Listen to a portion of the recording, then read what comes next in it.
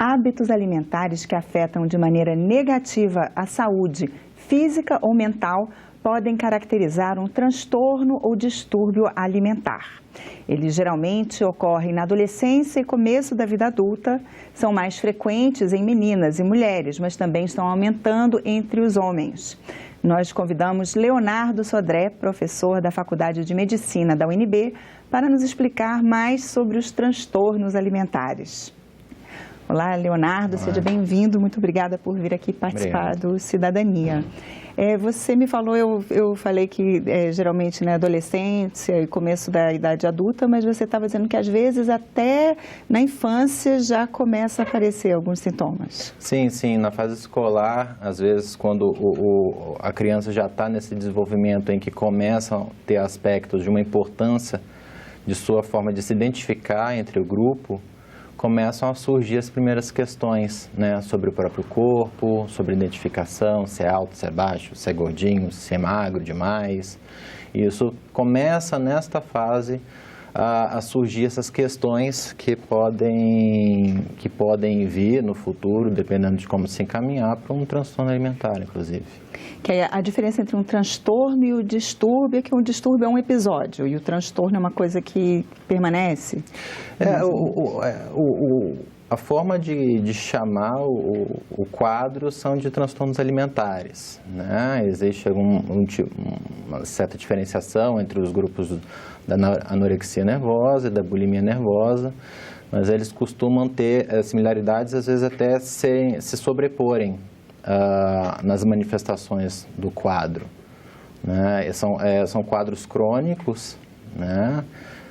E que precisam do tratamento multidisciplinar, com várias vertentes, né? Inclusive abordagens familiares, em vários aspectos, para poder ajudar a pessoa que está sofrendo desse transtorno. E os tipos de transtorno, que eu daqui a pouco vou pedir para você explicar, mas eles são bastante variados, assim. Qual é a característica em comum?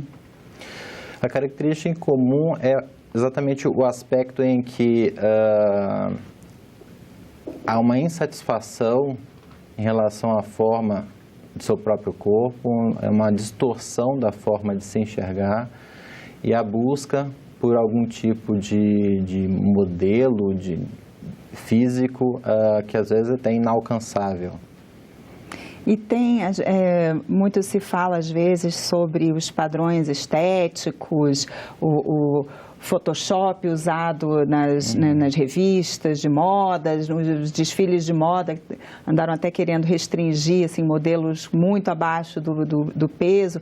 Esse tipo de coisa, de padrão estético, contribui para os transtornos alimentares? Existe um fator cultural, mesmo da própria exigência, não necessariamente algum aspecto específico, né, como uma alteração de fotografia, alguma coisa, mas no geral, a própria cultura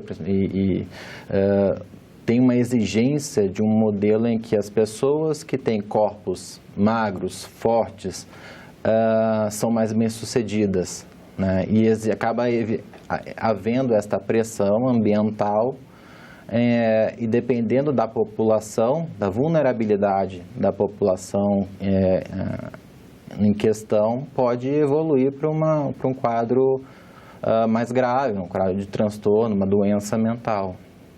E então os tipos de transtorno, né? Você já citou aí, os principais seriam então anorexia e bulimia? Sim, as grandes diferenças ficam entre anorexia e bulimia.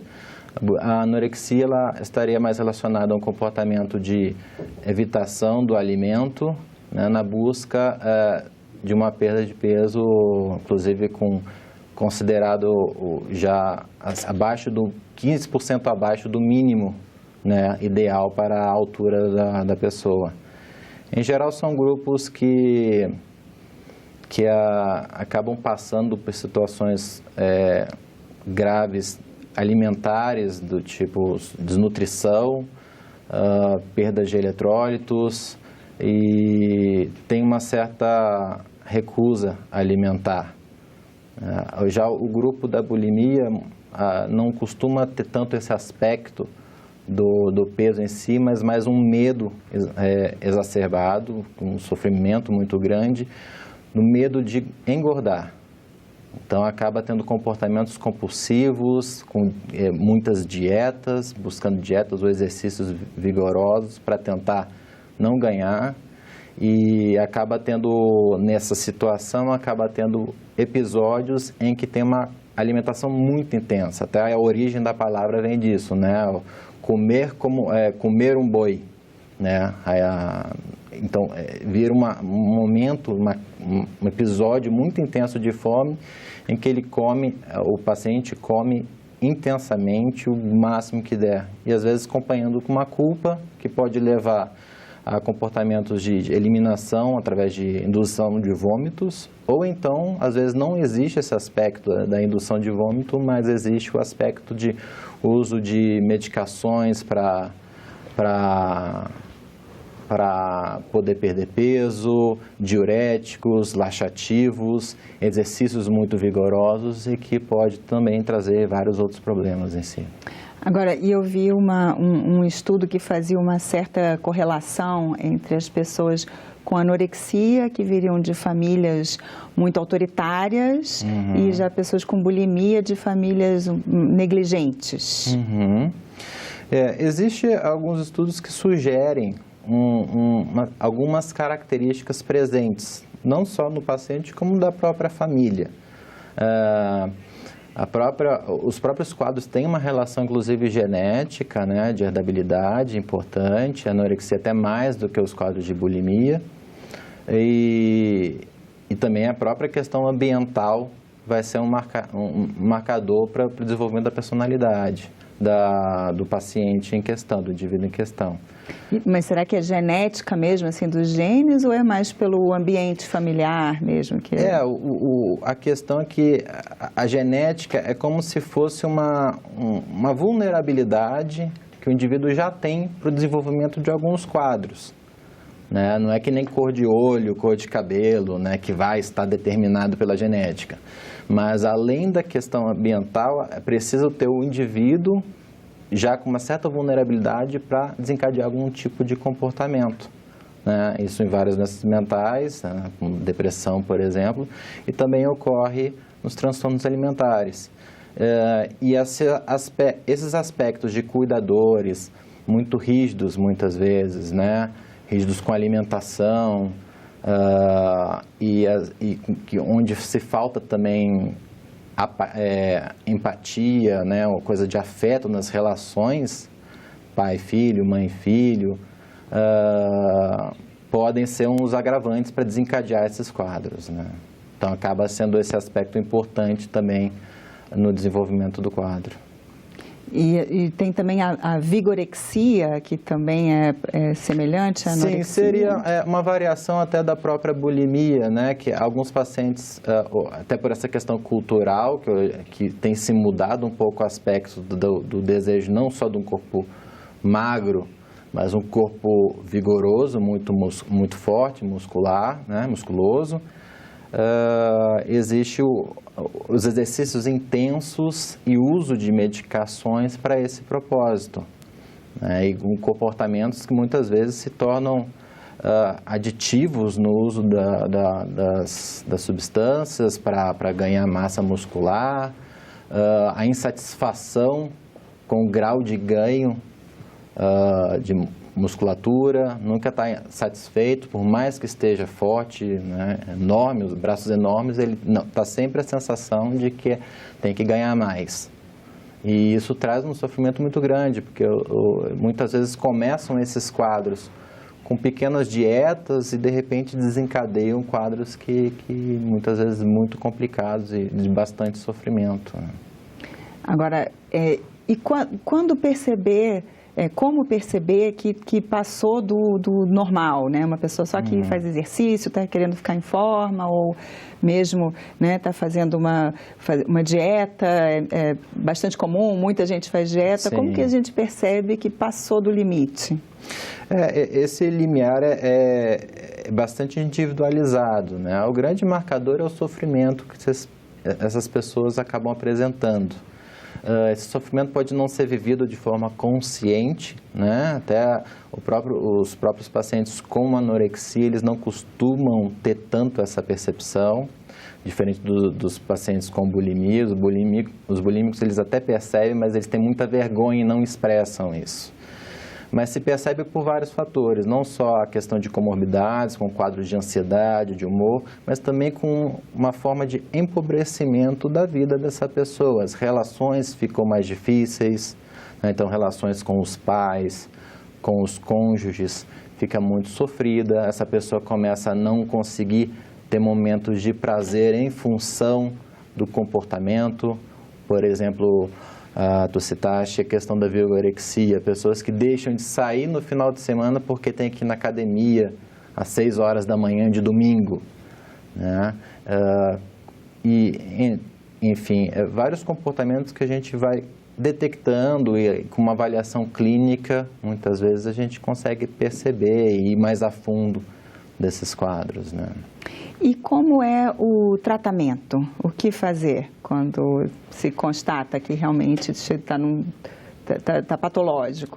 O tratamento, quanto antes pudesse detectar essa alteração de comportamento, é melhor, né? Como tudo na medicina, quanto antes a gente puder iniciar, né? A gente está falando aqui de quadros que começam muitas vezes ali no início da adolescência, quanto antes puder detectar, melhor, né? Se os pais desses adolescentes, ou então às vezes no próprio colégio, se percebe comportamentos de risco, né, em relação à convivência com o próprio alimento, né, a gente buscando acompanhamento com profissionais ajuda.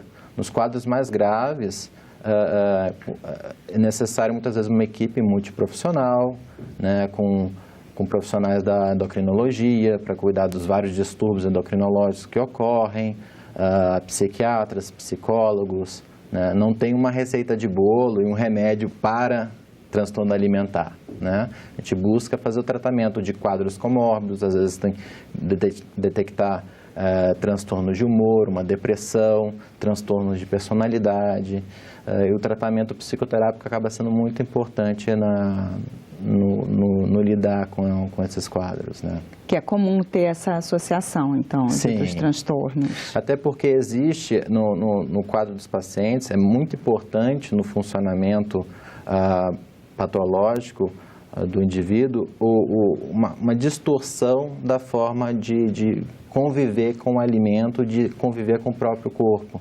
E é necessário trabalhar essa distorção, né? Não adianta querer dar remédios que vão fazer a pessoa ficar muito alegre ou remédios que vão forçar um ganho de peso, que isso até inclusive já se viu que não funciona, né? Existe a necessidade de poder trabalhar os quadros depressivos, trabalhar essas distorções, às vezes abordagens familiares também para poder avaliar e modificar essa dinâmica familiar em relação ao convívio com essa pessoa, que acaba o transtorno alimentar sendo apenas a forma de se expressar essa doença maior, assim, tanto do indivíduo como do grupo onde ele está convivendo, né? Que seria, então, de certa forma, uma expressão da pessoa, ali né, tá tudo difícil, mas pelo menos a minha comida eu consigo controlar. Em alguns casos, sim, né? Essas questões mais da formação da personalidade, da identificação da pessoa como indivíduo, podem ter várias expressões. Nesses pacientes fica muito evidente na alimentação, né? E essa necessidade de controle, né? Como a gente estava falando na questão, não só a família muitas vezes tem essa característica meio rígida e controladora, como o próprio paciente também apresenta característica muito obsessiva, né, controladora, às vezes que começa a separar alimentos não em grupos, né, de proteínas, coisas saudáveis, mas sim, esse alimento é bom, esse alimento é ruim, esse é calórico, esse não é calórico. Então fica uma situação muito rígida e que fica faltando um pouco de afeto na relação do alimento, o papel do alimento no convívio social, aquela refeição em família. Não, a questão da alimentação acaba sendo tudo uma questão de controle, para controlar o peso, controlar as relações, e a gente vai podendo ver toda essa expressão acontecendo não só na relação com o alimento, com as outras pessoas, né? Acaba sendo muito sofrido o quadro. E é por isso essa necessidade de vários profissionais, né? Nutricionista, psicólogo, psiquiatra, endocrinologista, uma equipe, exercícios físicos, né? Um educador, né? Para poder organizar essa vida dessa pessoa, né? Agora, às vezes, eu já vi assim, comentários, assim, as pessoas têm um certo equívoco, assim, achando que as pessoas com anorexia não comem porque não sentem fome. Não é bem isso, né? Elas não se permitem comer. A sensação de não ter fome está geralmente mais associado com os quadros muito graves, onde já tem muita alteração endocrinológica associada ao quadro. Mas tem essa característica muito mais desse medo de engordar e essa evitação e poder controlar, que a pessoa acaba fazendo essa escolha por não comer, ou comer coisas de pouco valor nutricional. Aí ela que se exige aquilo. Se exige controlar, exatamente essa coisa, exigência acaba sendo muito mais forte do que a própria fome, né? E é só em quadros muito graves que acaba tendo a alteração dessa percepção de fome, mas em geral os quadros têm muito mais esse medo de engordar, essa necessidade de perder peso, né? De perder aquela gordurinha no joelho, coisas bem específicas, né? Que começam a não deixar satisfeito e buscar padrões muitas vezes inalcançáveis, né? De beleza, de estética, né? E padrões muito próprios também, né? Porque às vezes pessoas que já estão isso abaixo do mínimo recomendável e ainda acham que tem mais uma são padrões gordurinha. Criados na cabeça da pessoa, né? Essa que é a grande questão.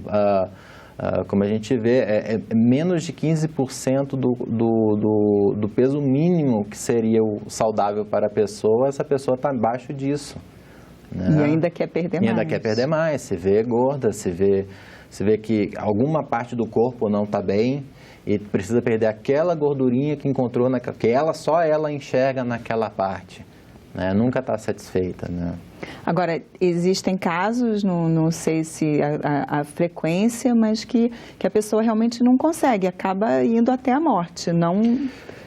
São quadros graves, envolvem uma grande morbidade e mortalidade, né? E por isso esse quadro muitas vezes tem que buscar algum tipo de internação para alguma intervenção assim mais intensiva mesmo.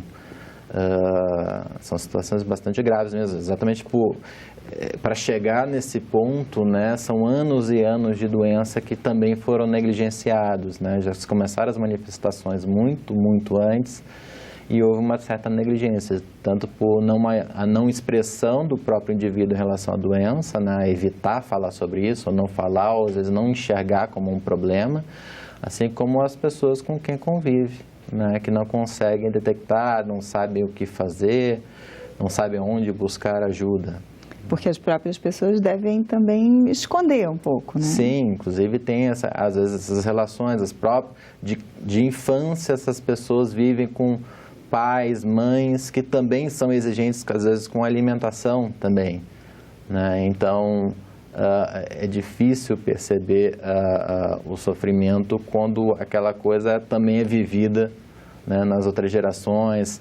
É difícil se empatizar, né, e perceber o sofrimento emocional quando também a família vive de uma carência emocional nos vínculos entre eles, né? Agora, mas tem também os casos de sucesso, né? Claro. Como fazer para esse tratamento, essa equipe multidisciplinar, né? Para conseguir convencer a pessoa, né? Nutricionista, nutrólogo, que é importante comer também um pouquinho. Claro, é importante a gente poder, através dessa injeção de afeto nas relações que a gente vai ter que criar com o paciente, na relação do profissional com o paciente, que vamos começar a poder ouvir o que ele está pensando, como é que é a vivência dele, mais ouvir do que falar nesse primeiro momento, né? São pessoas que sofrem muito tempo com essas questões da forma de se identificar e não tem onde expressar, com quem expressar, né? Com familiares, com cônjuges, com amigos que também não conseguem conversar, né? E às vezes começa mais por ouvir do que chegar mais uma pessoa falando o que a pessoa tem que fazer ou deixar de fazer, né? Ela viveu com essas regras, né? Pessoas querendo impor regras para esta pessoa. E a gente precisa fazer um caminho um pouco diferente, né? Reverter esse caminho, poder ouvir essa pessoa, falar como é que é essa relação com a alimentação, por que ela se angustia tanto com aquilo, e poder criar com essa pessoa uma nova forma de relação, mais afetiva, menos controladora, né? E poder desenvolver outras coisas para a própria vida, né? Buscar outros meios de se relacionar de viver mesmo, né? E no caso da bulimia, por exemplo, que não é tão perigosa, eu acho que não chega ao óbito, né, quem tem, mas também, como a pessoa não fica tão magra, às vezes também é mais difícil de descobrir, né? Geralmente eles têm peso normal. Tem peso normal, mas elas pode ser um quadro tão grave quanto também, exatamente pela questão da agressividade dos episódios, tanto de provocação de vômitos, quanto a própria alimentação. Pode trazer distúrbios hidroeletrolíticos, metabólicos muito graves, quadros cardiovasculares muito importantes, que também podem estar associados. Muitas vezes se associam, inclusive, não só ao abuso, né, essa compulsão alimentar, mas também compulsão por bebidas alcoólicas, uso de substâncias anorexígenas, psicoestimulantes, uso de hormônios também para poder emagrecer, que acaba trazendo mais outra sobrecarga para esse sistema mental e físico do indivíduo. E também o trabalho da parte psicoterápica acaba sendo muito na mesma linha, né? Poder explorar a forma que essa pessoa desenvolveu para poder enfrentar as frustrações da vida, e as frustrações com o próprio corpo, e as questões em relação ao seu convívio social, e poder desenhar com essa pessoa uma nova forma de se relacionar, menos agressiva para si, né?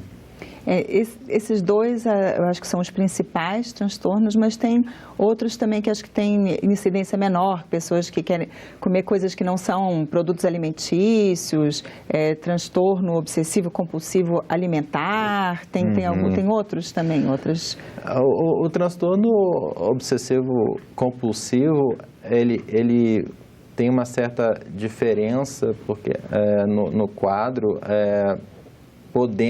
porque é mais geral no sentido das obsessões que o paciente vai apresentar. Podem ser obsessões também alimentares, mas podem estar incluídos vários outros aspectos, né?